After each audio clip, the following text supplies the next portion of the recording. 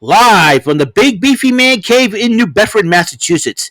This is the YouTube channel vlog show in which video games, flash game show gameplays, along with sports and wrestling news are the norm.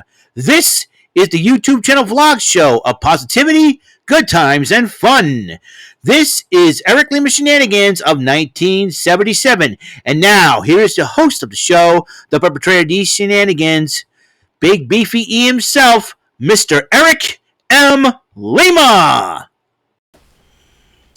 Thank you very much, ladies and gentlemen, boys and girls. Welcome to yet another episode of Eric Lima Shenanigans of 1977. How's it going, everybody? It's December the 6th, 2022, 1:40 p.m. 19 days away till Christmas and 25 days away till the end of this year. This year has been a surreal year, to say the least, not only just for us, for me and my life and everything else, but all around.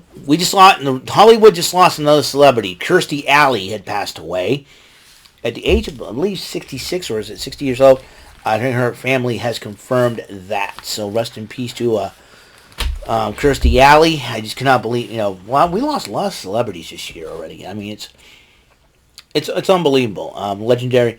Also, I think I mentioned this before, legendary Sesame Street singer, actor, Bob McGrath also passed away as well at the age of 90. So it has not been great for Hollywood, and, icons in childhood alike, childhood heroes and actors all passed away. And, especially considering the last couple of months, it seems like it's unbelievable, right? Anyways, so condolences and prayers to the families of both celebrities I just mentioned. I'm going to talk about what happened on Raw last night, Washington, D.C. As you know, earlier as the Usos arrived to defend their tag team titles against the tag team championship match that was supposed to happen, got a little muddled up. And here's how. They were Byron Saxton interviewing the Usos. Riddle just whizzes by them. They got upset. And they were supposed to defend the tag team titles against Elias and Matt Riddle. But the match did not happen because they jumped Elias before the match and basically got taken out of the matchup. And they addressed them in Washington, D.C. Riddle interrupts them, says, "Hey, I got another partner. We may not like each other, but we certainly don't like you guys." And then Kevin Owens comes out, and then they had the matchup. The Usos did win the matchup to retain their titles because of craziness, all that. So Usos and Zayn went to go continue to attack Matt Riddle. Kevin Owens chases him off with a steel chair. Then I left Matt Riddle in the ring with Solo Sikoa. Solo Sikoa took him out and put the chair around his neck and head, and boom, rammed his head there. Was getting vicious. Hit him with a Samoan spike in honor of another Samoan great, one of his relatives, Umaga. So it was one of his uncles, and then it went all totally crazy. Matt Riddle was taken out on a stretcher, so we have yet to hear reports. We got to check on social media to hear reports on the condition of Mr. Matt Riddle. Now, as you know, there are two triple threat matches tonight, and here's the significance. There are going to be two women's triple threat matches. The winners of those two matches will face each off in a number one contenders bout this coming Monday night on Raw next week, and whoever wins that will be the new number one contender to Bianca Belair's Raw Championship. So the first matchup was Asuka and Bayley and Rhea Ripley. Those triple threat matches. Rhea Ripley, along with Judgment Day, said that she'll win the matchup, and then she'll go after Bianca Belair for the championship. And then JBL opened up a poker invitational. Baron Corbin was involved, Akira Tozawa, Dominic Mysterio, Dana Brooke, Tamina, the Alpha Academy, Dexter Lumis was there. Dexter Lumis, The Good Brothers, the OC, the entire OC was there, and it was a lot of fun. It was going to be a lot of fun. It was pretty good. I'm going to move on from that. Then the first triple threat number one contenders match in the women's championship: Bayley versus Rhea Ripley versus Asuka. And before then, Bayley was about to prepare, and then Becky Lynch before the matchup, and then the two of them had to stare down, and then Bayley's like, I want to get going, yada yada yada. And as Becky Lynch left the ring, she was staring down Rhea Ripley. So I was like, potential matches there. But Bayley did win the matchup, however. And then after Rhea Ripley took herself out in the matchup, and then decided to beat up on Asuka after the matchup. Seth freaking Rollins addresses the DC crowd as he faces Bobby Lashley next week in the number one contenders matchup to decide a new the next challenger for Austin Theory's United States title. Bobby Lashley interrupts him, and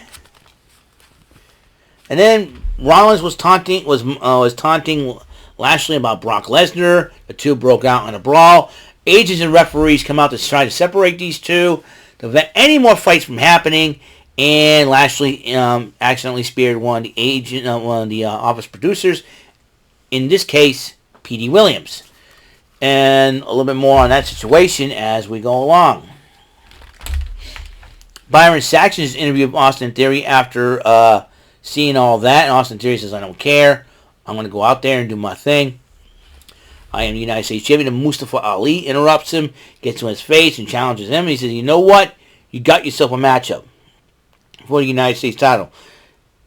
And he said, even if you lose, I don't want to hear the word opportunity come out of your freaking mouth again. And then Mustafa Ali kind of grinned at the end. So Mustafa Ali has his shot at the title. The poker team continued on. And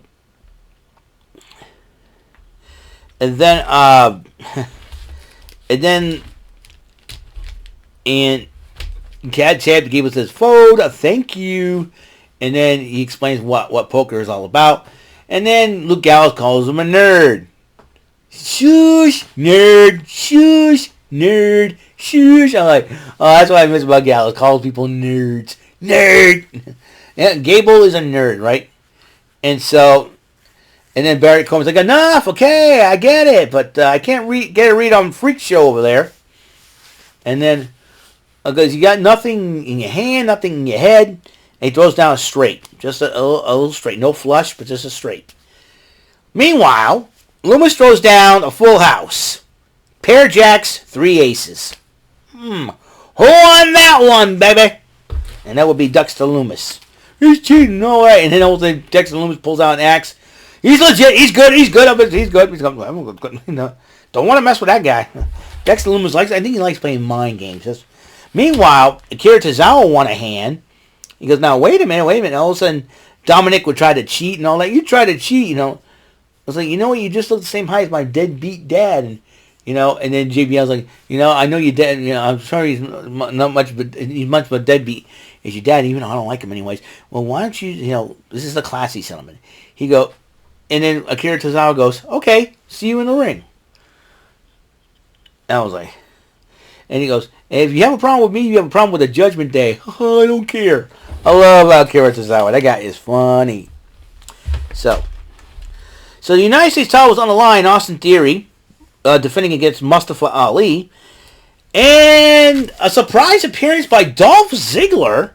We have not, and the Super Kicking Theory, giving Theory the victory via disqualification. And Mustafa Ali was arguing with Ziggler, said, what you do? You cost me the matchup. And then Theory attacks both of them. And then Miz was talking to JBL about the tournament. And he says it's a $50 buy-in. Don't have any money. Sorry, can't come in. And then it concludes. The OC starts arguing with Alpha Academy and Baron Corbin.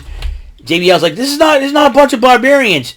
Dude, JBL used to end, some of these poker games end up in fights when you're a part of APA. My gosh. And he goes, why don't you take it down the ring? It's fine. You bring your friends with you, 6-man tag. And then Loomis ends up winning the tournament. And him and Gargano are just collecting all the money and chips. And then Captain Kelly interviews Bianca Belair. Says, I don't care. They're going to face the EST and I'm going to win. Then they had the 6-man tag, the OC. The OC going against Baron Corbin and Alpha Academy. And the OC ended up winning that matchup. Then Byron Saxton introduced Candice LeRae about, because next week Candice LeRae is going up against the other half of the women's tag team champions, the lovely Io Sky.